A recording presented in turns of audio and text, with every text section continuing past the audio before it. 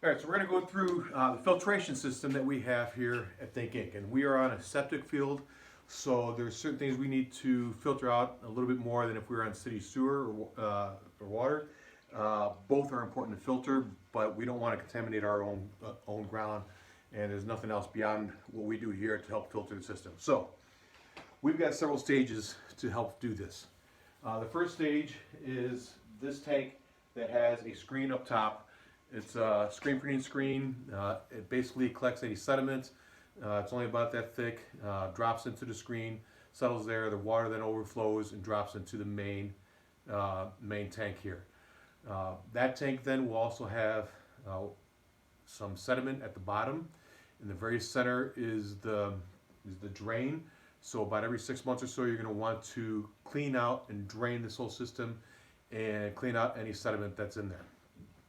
From there, there is a filter in back in a black container. I'm going to empty that here in just a second. That's the first main filter. Takes out any sediment. It has a tendency to gel up from the chemicals.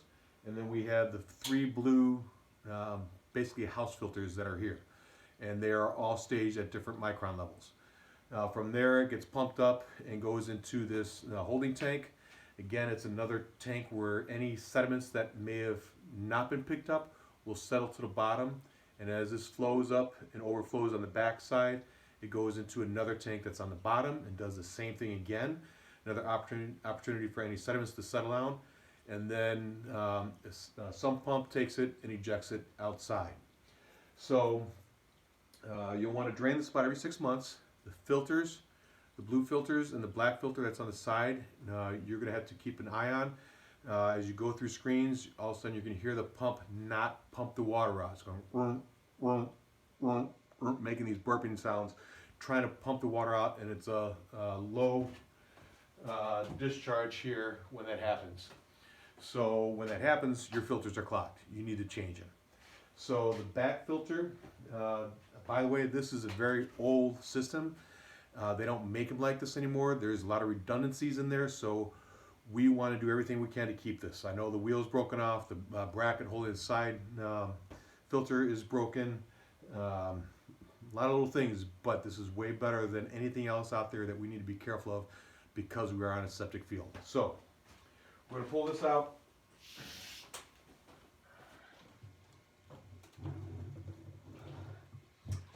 On the side here is the black filter. I want to hold the top and unscrew the bottom by hand. I don't want to just snap it because it's held up by zip strips.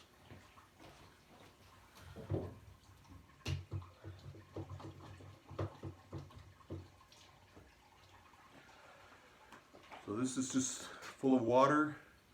I can dump this in here. And you'll see that this screen is clogged. All right. So what I'll do with this is use the pressure washer, blast it out, but I got to make sure that the drain here is over the screen, otherwise it's going to get all over the ground. So I got to push this back in a little bit. This should be quick enough that it doesn't start to pump water off the side here.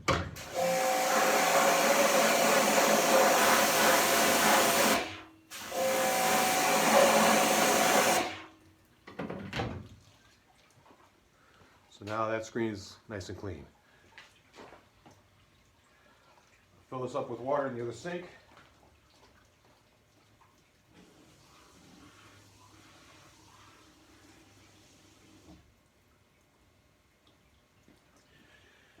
And I want to make sure this is full of water because I want it to prime the pump. I don't want it to suck in air. So I want to settle that screen, make sure it's in there. It will bend, so you got to be careful.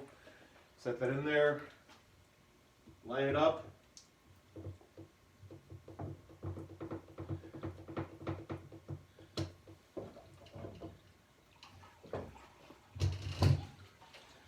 And again, I'm holding the top part, the cap, and I'm just snugging it. Too tight, we're going to crack it.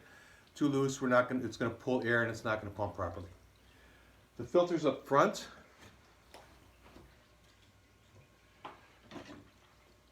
Your wrench, you're going to pop them loose.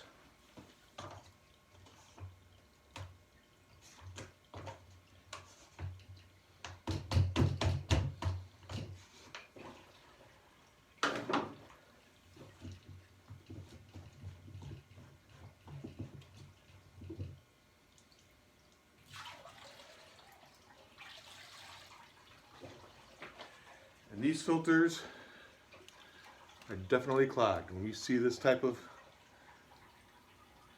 caked on goop, we toss these out. I'm going to fill this up with water in the other sink, and I'll show you the new filter that I'll put in.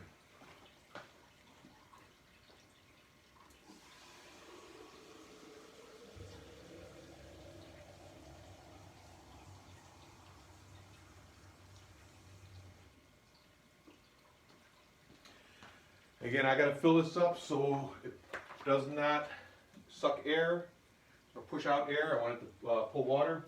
I do have 3 boxes off to the side here that have filters in it.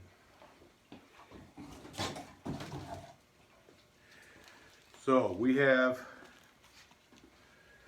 I believe it's a 50, 25, and 10, or maybe a 25, 10, and 5.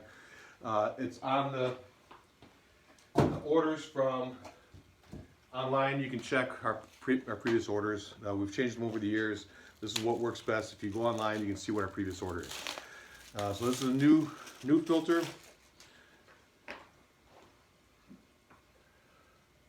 We'll set that in there. It should set on the nipple that's on the bottom. Make sure that's in there, and when we go to fill this or put this back, I want to make sure that filter is nice and straight. If it's not, it's going to bind and not going to close properly.